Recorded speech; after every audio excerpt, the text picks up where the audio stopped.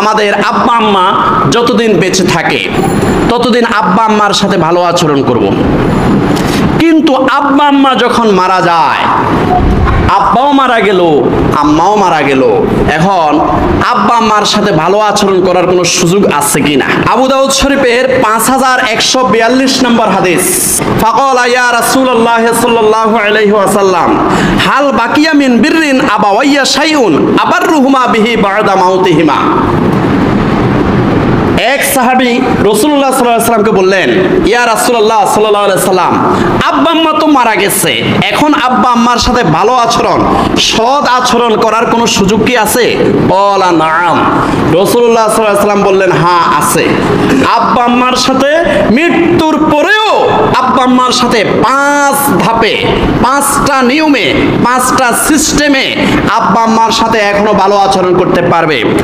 এক, আসসালাতু আলাইহিমা, আব্বা আম্মার জন্য দোয়া করবে। পড়েন, রব্বির হামহুমা,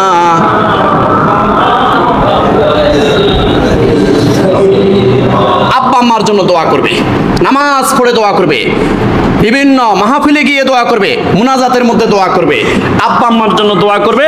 তাহলে আব্বা আম্মার সাথে ভালো সম্পর্ক রাখার একটা সিস্টেম হবে।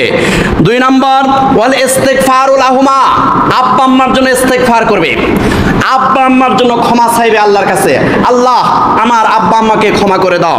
3 নম্বর, ওয়া ইনফাজু আহাদিহিমা মিন বা'দিহিমা, আব্বা আম্মা যে সমস্ত ওয়াদা করে গেছে কিন্তু হায়াতের কারণে ওয়াদা সমাপ্ত করতে পারে না, কোন মসজিদে, কোন মুক্তবে, কোন এতিমখানা, পুল, কালভার্ট, জনকল্যাণ, দ্বীনের কল্যাণে কোনো ওয়াদা দিয়ে গেছে কিন্তু মারা যাওয়ার কারণে, তাড়াতাড়ি মারা যাওয়ার কারণে ওয়াদা পূরণ করে যেতে পারে নাই, আব্বা আম্মার ওয়াদাটা তুমি পূরণ করে দেবে। তাহলে আব্বা আম্মার সাথে ভালো আচরণ করার শামিল হয়ে যাবে।